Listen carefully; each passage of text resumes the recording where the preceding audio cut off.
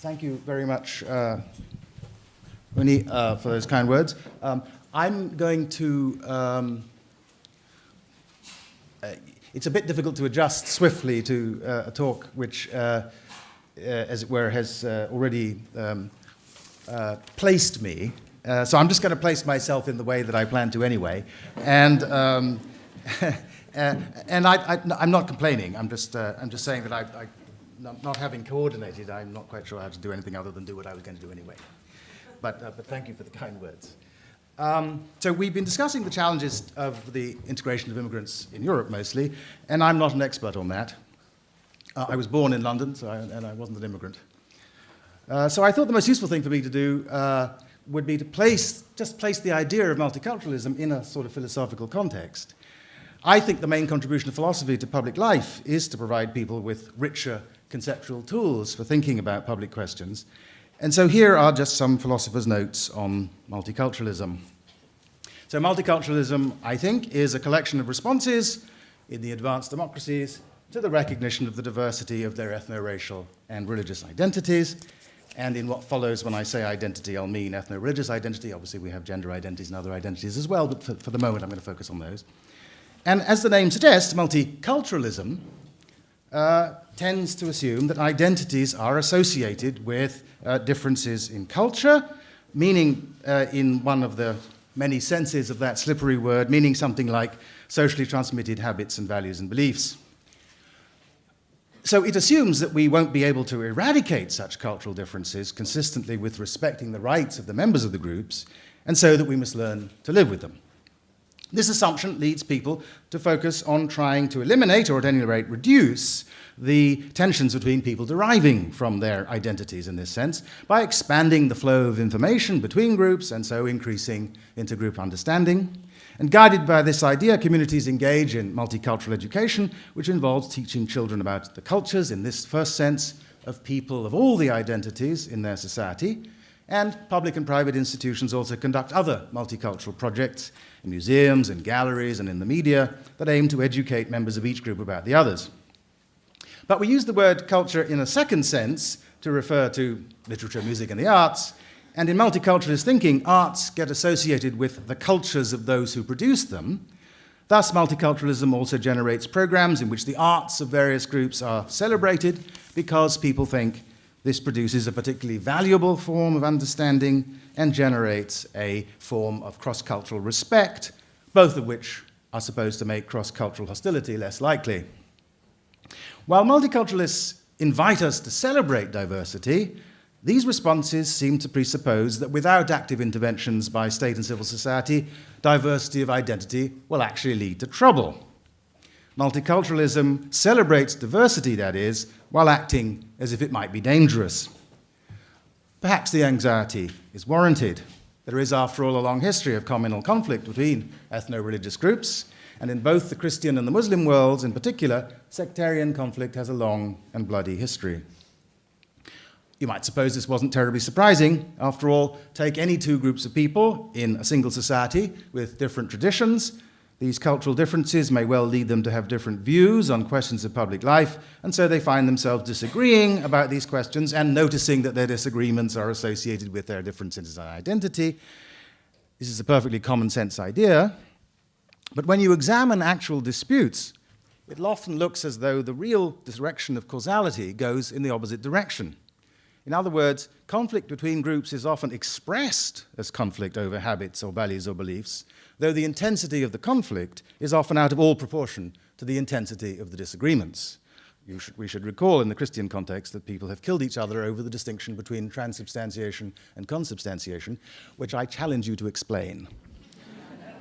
The explanation for this is not far to seek. We are creatures that evolved with a strong tendency to differentiate between in-groups and out-groups, and then to value advancing not just ourselves, but our groups over others. The markers of difference, including the cultural markers, help us keep track of the groups, whether or not they matter very much in themselves. And habits and values are as likely to be different because we are concerned to keep our distinctive identities as because we're independently convinced of their desirability. If everyone had already been wearing a mohawk, mohawks wouldn't have been a great way of insisting on a punk rocker identity. So differences in culture can produce disagreements and conflict, but identity difference can sustain differences in culture that then serve as an alibi for hostility. Multicultural communities can generate trouble in a different and subtler way that has been pointed out by Robert Putnam. I'll give you the reference. Civic life works best when there is civic trust.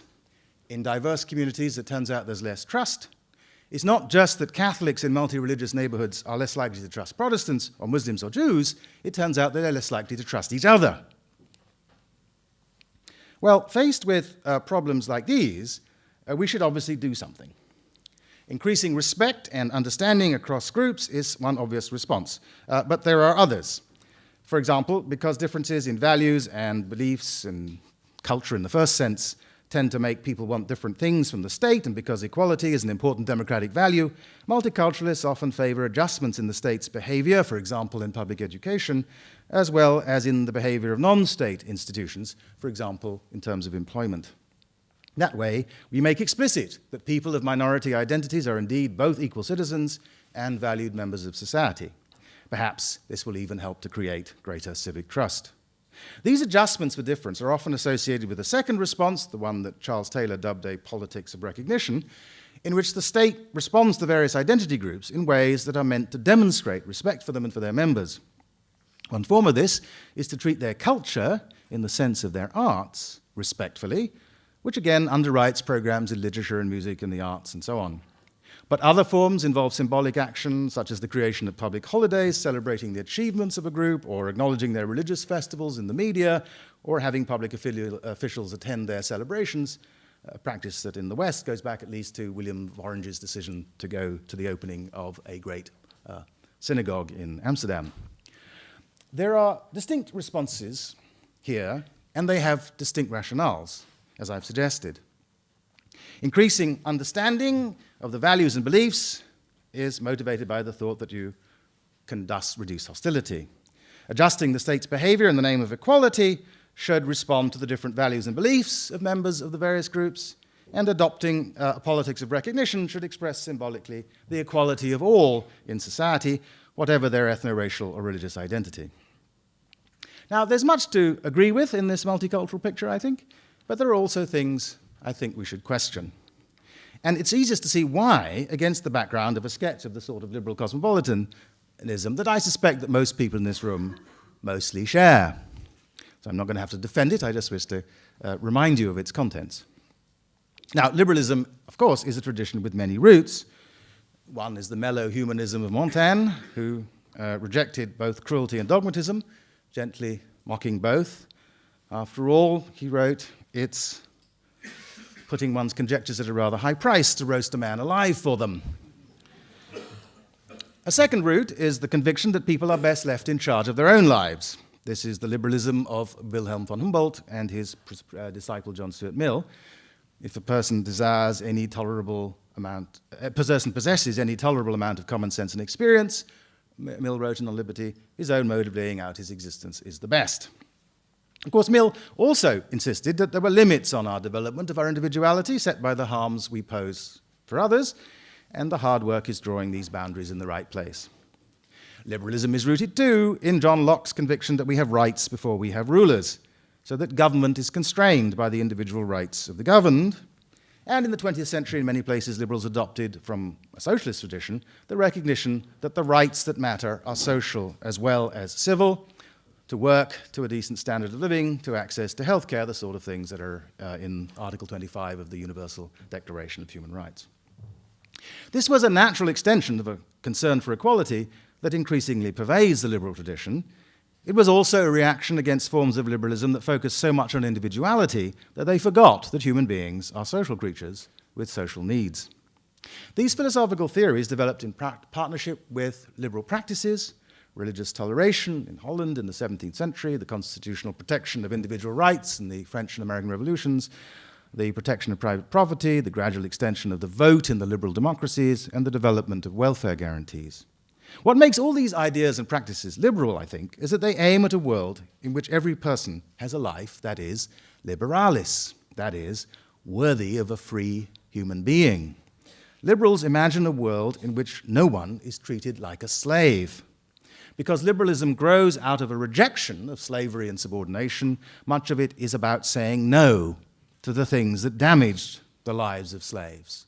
No to cruelty, no to domination, no to disrespect and assaults on self-respect.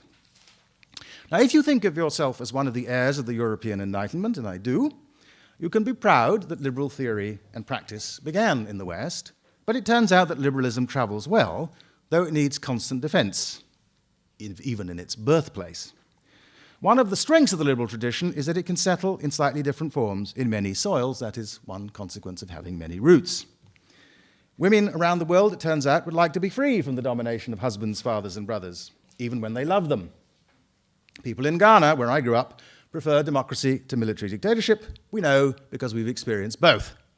We have seen in recent months that ordinary Arabs believe they have a right to a real say in governing their own societies. They are fed up with not living lives worthy of free people.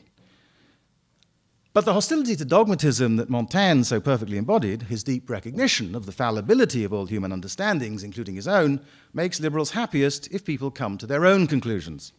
If each person is responsible for her own life, then maybe her own way of laying out her life really is best, even if she lays out a life different from the one that I or you would have chosen for ourselves or for her. We welcome the voices in the Arab world calling for freedom, but we welcome too the fact that they will find in freedom lives that are different from our own. That thought is at the heart of cosmopolitanism. Cosmopolitanism is not just, as its etymology suggests, the idea that we are all citizens of one human community, cosmopolites, citizen of the world or the universe. It's that, but it's more. It adds to the claim that each one of us is an equal member of a moral community, the conviction that our fellow world citizens are all entitled, as we are, to shape lives and societies responsive to their own conceptions of what is worth having and doing and being. The liberal cosmopolitan is ready to accept that there are many different worthwhile ways of human life, only one of which is her own. Of course, if you extend to others the right to shape a society and a life of your own, it would be strange to deny that right to yourself. As a result, the cosmopolitan claims the right to put down roots in a particular place and to value the peculiar ways of a particular place for herself. So we can be rooted cosmopolitans. The most important historical slander against cosmopolitanism is that it's rootless. We can be rooted cosmopolitans, the liberal says, embedded in one of the many places that commands respect because it is a human place, a community of free people working out a fate together. And that means that in the name of that right, we can ask people who join us to accept some of the special terms that define our particular society. These terms must be consistent with liberal principle. We're inviting people to join a community of freedom, not asking them to bind themselves to an unbending tradition they cannot explore and question, as we do. And our traditions are not univocal. My country, the United States, has both Catholic and Protestant, both Christian and Jewish, both religious and atheist traditions. Muslims in the United States have joined an ongoing practice of cohabitation among these many views. They cannot ask for it to be upended, and by and large, they have not asked for that. But we can't expect them to find a place unless we're willing to try to explain what it is that they're being asked to join. Introduction to the civic institutions of our society and clarity about our political institutions are part of what we owe migrants, immigrants. So a rooted cosmopolitan inhabits one of many possible human ways of life. But she doesn't think that her way is the best for everybody. First of all, she knows with Montaigne that it could be improved. But second, what's best for me or for us may not be best for you or for yours. This is not a feeble relativism. All of us, we fellow citizens of the world, have standards we must keep. The conviction that people are entitled to their own lives within the limits set by the fundamental rights of all other human beings is just that, a conviction. We live by it. It's a commitment, not a way of avoiding commitments. I say this because I've discovered over the years that people are confused by Montaigne's insistence on our common human fallibility, what a philosopher would call his fallibilism. They think that a fallibilist, aware that he might be wrong, must fall into skepticism, avoiding all commitments. That's a mistake. To accept that I could always turn out to be wrong is not to be sure that I'm wrong already. It's exactly to deny that we can be sure of, unrevisably committed to, anything. Fallibilism is a matter of how you hold your convictions, not a matter of resisting convictions. Liberals believe that cruelty is terrible, that people are morally equal, that governments should respect the rights of every human being. If someone thinks these claims are wrong or need revising, we're ready to listen, because we also believe that no one can be absolutely sure of anything. We're willing to re-examine even our core commitments, to re-articulate them. But that doesn't mean we're ready to give them up without an argument. We're committed to conversations about these matters, in part because we believe that there are right answers, and we're sure we have not yet found them all, though, let us admit, also because we just enjoy conversation. A final point about liberal cosmopolitanism is that it is cosmopolitan as well as liberal. Our global fellow citizenship expresses itself in a commitment to engagement with all those strangers with all their differences. But though I enter into conversation with strangers as a liberal, I'm cosmopolitan enough not to insist that the stranger starts exactly where I do. I'll defend my liberalism in the conversation if the issue comes up, but I won't stop talking to people just because they're not liberal. And I want to talk about other things than liberalism. Against the background of these ideals, some of which will be congenial to many multiculturalists, let me now insist on some of my disagreements. I have 6 points to make. They are objections to tendencies in multiculturalist thought, not to the thought of everyone who has ever claimed to be a multiculturalist. Perhaps you can be a multiculturalist by acknowledging all of these 6 things, in which case I suppose I could be a multiculturalist too. 1. Most identity groups are not defined by a shared culture, a set of habits, beliefs, and values held in common. Sunni and Shia are both Muslims. They share an identity, but a large part of what binds them together is a history of disagreements, both about ritual practice and about the early history of Islam. In fact, in general, social groups, including nations and religious sects, are much less organically integrated than people tend to assume. A shared identity is not the same thing as a common culture, especially not if culture is conceived, as it was in a philosophical tradition that goes from Herder and Fichte to Hegel, as a whole made up of integrated parts. 2, multiculturalism often underrates the significance of the fact that people belong to more than one religious or ethno-racial group. Pakistani, Pashtun, Muslim, Sunni, Deobandi, for example. These are all things that might be applied to the same person. This means that people's place in society is rarely captured by one of their identities. Most people, nobody, is ever simply Muslim or simply Norwegian. 3, the identities that matter to people include many that are not religious or ethno-racial. Gender, sexual orientation, political affiliation, occupation, vocation, all these matter as well. This means that multiculturalism often behaves as if there is such a thing as one Muslim or one Norwegian attitude on many questions where there is, in fact, a great deal of diversity of views within the groups, a diversity that's often organized, though only in part, by other identities. 4th, I agree that we're all enriched by an education and public culture that exposes us to a wide range of the literature and the arts of our own societies and of others. That is, as I said, the cosmopolitan ideal. And I think that celebrating the genuine achievements in these areas of people from a certain group as an achievement of the members of that group is indeed often a way of expressing respect for the group. But we should also recall that worthwhile art is also the achievement of some individual or individuals, and that much of the most interesting art of all kinds lives across the boundaries of identities.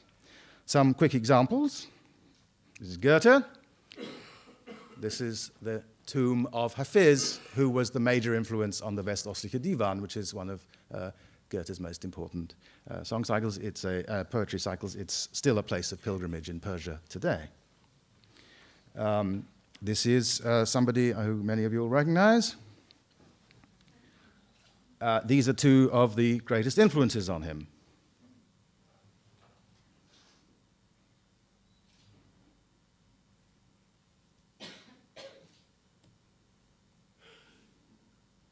So not somebody who can be identified with one ethno-religious identity in terms of his aesthetic achievement.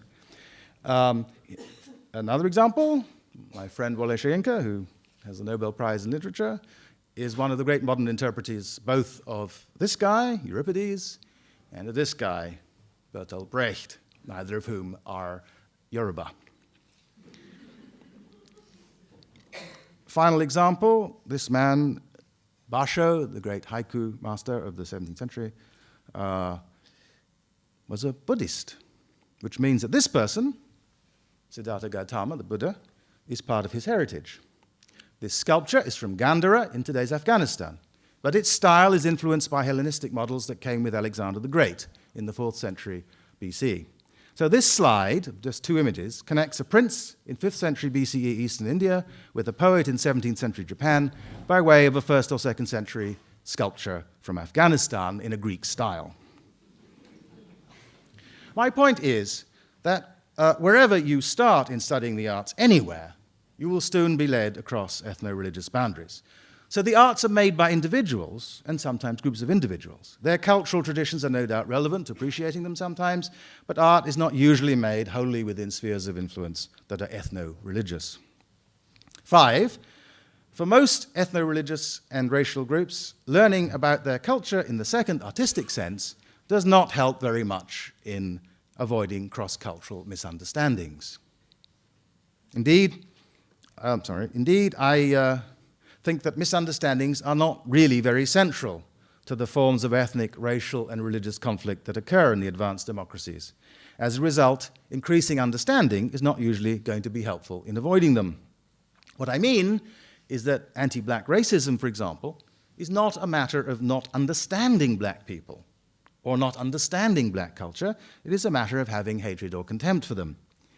And though such hatred or contempt may be masked by false assertions about their culture, it's usually not caused by these false beliefs. Indeed, the false beliefs are often caused by the hatred, not the other way around. I'm just asserting things here. If you disagree, you can say so. 6, finally, true beliefs about others, the belief that they value halal or kosher meat, which requires the exsanguination of living animals, the belief that they value clitoral excision, or that we practice gay marriage, are just as able as false beliefs to lead to hostility towards people. I think that lesbian and gay people ought to be allowed to express their sexualities in erotic relationships. I think the clitorises of girls should not be excised. I think that if we are to eat animals, we should at least not treat them cruelly while they are alive. To think this is to think that it is true. It is to believe that those who do not think this are wrong. I can imagine someone being led by this fact to dislike people who disagree with them about these things. But these 6 criticisms of some regular multiculturalist analytical mistakes don't provide sufficient reason to oppose many of the multiculturalist strategies I mentioned earlier. None of these six objections suggests that you should oppose increasing understanding of the values and beliefs and celebrating the literature and art of other ethno-religious groups, or object to adjusting, have to move the pages on both of these things, and sometimes I pick the wrong one. The state's behavior where appropriate to respond, adjusting the state's behavior where appropriate to respond to the different values and beliefs of members of various groups, or reject symbolic expressions of the equality of all in society, whatever their ethno-racial or religious identity. Indeed, as a cosmopolitan, I favor the first of these, and as a liberal committed to civic equality, I favor the last two. Still, there is one line of thought often associated with multiculturalism with which, as you will anticipate, I have no sympathy. It is the idea that the fact that a particular group treats something as valuable means that it really is of value.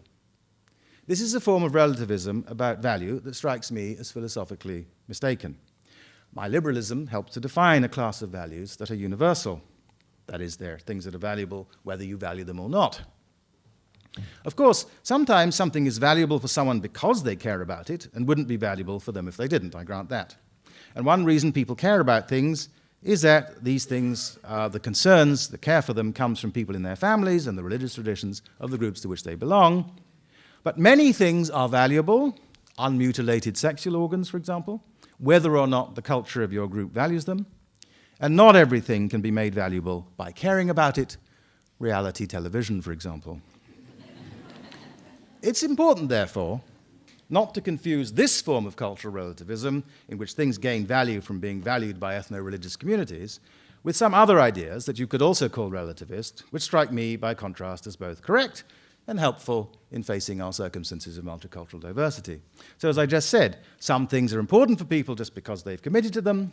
My marriage makes my relationship with my husband important to me, which it wouldn't be if we hadn't long ago committed to one another. And my vocation as a philosopher is important because I've taken it up. If I hadn't, it wouldn't matter whether I was any good at philosophy. These are project-dependent values, things that are important because people have taken up certain projects. Still, not anything can intelligibly count as a project. So even here, there are limits on what we can endow with value. And the fact that projects can make it true that something is valuable for somebody is not itself true simply because I or anyone else believe it. It's a fine example of a non-relative truth. People can also take up projects that are in various ways mistaken. Religious projects often have metaphysical presuppositions that are wrong. This, by the way, is not a controversial claim. A majority of the world's population agrees that most religious views are mistaken because no religious tradition has captured a global majority. Even when a project is in this way mistaken, it can matter that people succeed in it, however. I don't believe that anyone has a religious duty to go to Mecca because I don't think, not being a Muslim, that Islam's distinctive claims are correct. But I do think that making the Hajj is nevertheless valuable, all things considered, for many Muslims. And I think in any case, with John Stuart Mill, that whether it is worth doing is for them to decide, though I feel perfectly entitled to explain to them when I think they're wrong, and I'm absolutely willing to hear their criticisms of my ideas. If you ask me what this means in practice, for you and for me, I should say we should each do our fair share to make sure that everybody in the world has the basic materials of a decent life, a life as a free person, a life that is liberalis. This means a government that respects and secures their rights, enough to eat, somewhere to live, the opportunity for friendship and family and for education and cultural life, security in the forms of property that allow you to make plans and pursue meaningful projects. It's a hard question to say what the fair share is that each of us owes, but I don't think that we're required to derail our own lives because others are not doing their fair share. But because cosmopolitanism of my kind has a place for difference, and because it believes that communities are entitled to seek together to shape different kinds of lives, it is not committed, as the metaphor of global citizenship has suggested to some, to world government. There are reasons to live in political communities smaller than the global, precisely because it makes it more likely that we will be able to lead decent lives. One reason for this is that the closer the exercise of political power is to a local community, the more control individuals and their families can have over how it is exercised. This suggests we should endorse principles of subsidiarity that require governments to allow people, where possible, to settle matters locally, appealing up the chain of authorities only when they need to. This means that the ideal world is a world of decent societies and associations, not a single decent society. And once you grant this, given the way people are, the problems that multiculturalism aims to face are bound to arise. For not only will people in one country find that they want to live in a variety of ways, some people will want to move between countries or will have to move to escape oppression. Differences will arise internally, as Protestantism arose in what came to be called a Roman Catholic world, and they will come with migration, as Islam has re-entered Europe. And if you think, with cosmopolitans, that these differences, provided they are disciplined by morality, are one of the wonders of our species, you will be glad about this.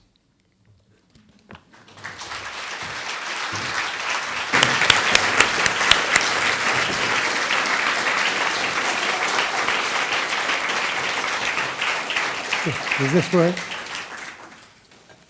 Does this microphone work? People here? Well, I want to thank both of our speakers, and it's now about 11:05, and we have till 11:30, and I want to say that at 11:30, coffee will be served both upstairs and downstairs. And in my lady's chamber. And we do have some time for some questions, and I'm, being the chairman, I think I can ask a question. And the question is derived from what Uni was, I think, implying, and what you, Anthony, may be implying, and it has to do with your final remarks about immigrants.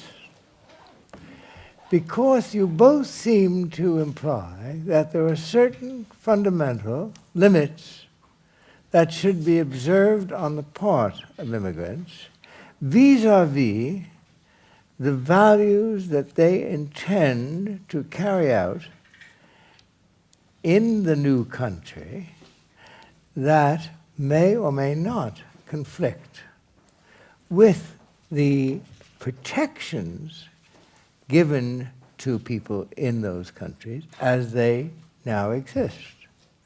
So you seem to be implying, both of you, and I think Uni more specifically, a certain kind of social contract between the host country and the immigrant.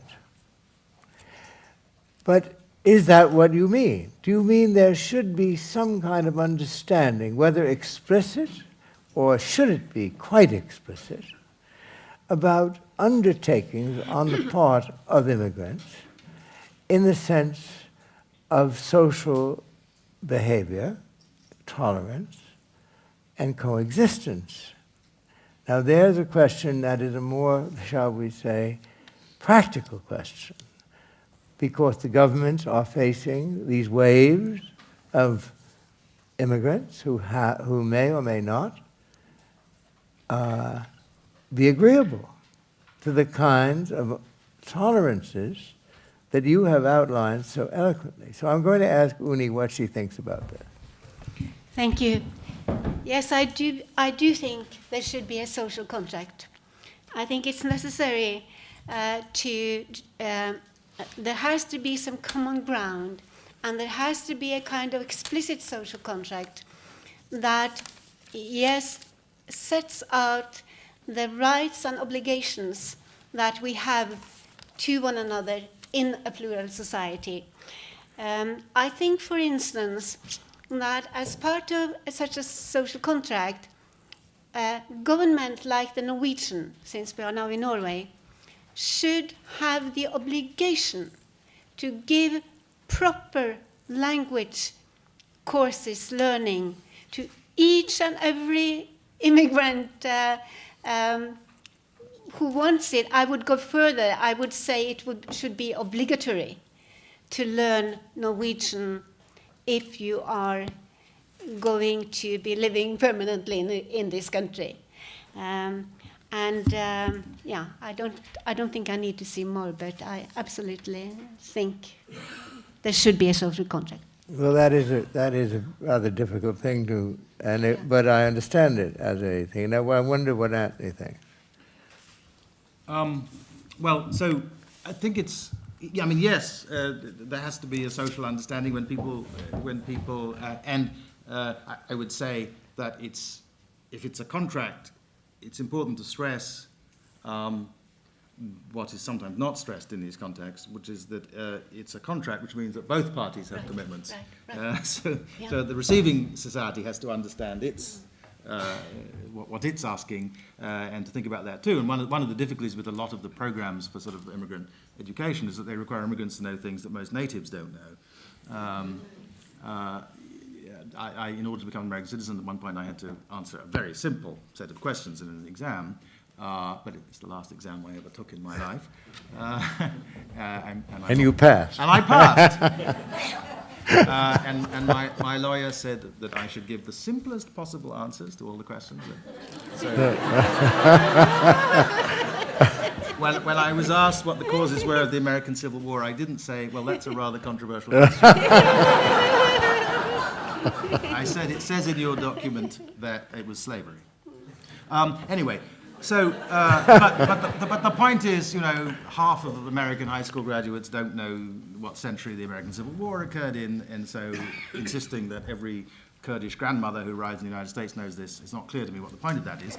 But nevertheless, I mean, you are inviting people in, and I think it's. I would stress the function of, as it were, invitation, the function of saying to people, look, people migrate for different kinds of reasons, of course. We are obliged to take asylees,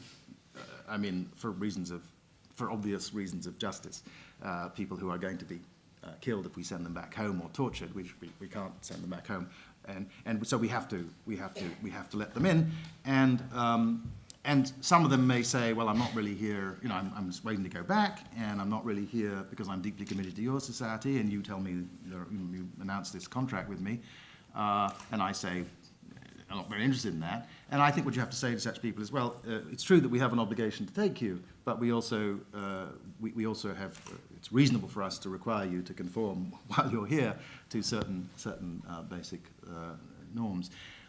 So that's one point. Second point, there are two kinds of things that I think it's important to communicate to migrants. One is that we're committed to certain universal standards. And we're not asking them to not to do certain things like literal excision because it's a local custom of ours not to do it. We're asking them not to do it because we think it's wrong. And we don't think if it's done where they came from, we think it's wrong that it's done there too. So there are things. And then there are things that I said, we have the right to live in particular communities. I believe in the rootedness of cosmopolitanism, and that means that we have to, some of the things we explain to people, we say, we don't think everybody ought to do this, but it's what we do around here. If we're Dutch, we consult each other about changes to the exterior of our buildings. We know in America you don't do that. In America, you can insult your neighbors by putting ridiculous things on your front door. That's a property right you have. But in Holland, we are more careful about these things, or whatever. Or where we are, because we have Christian traditions, we don't count it as an abuse of the peace to ring bells, loud bells, in villages on Sundays.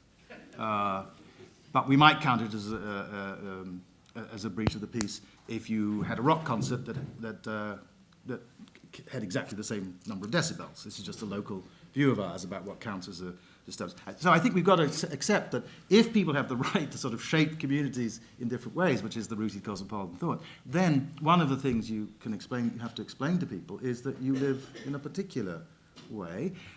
Once they become citizens and part of the community, they're part of the democratic process of deciding whether that's going to continue to be your way.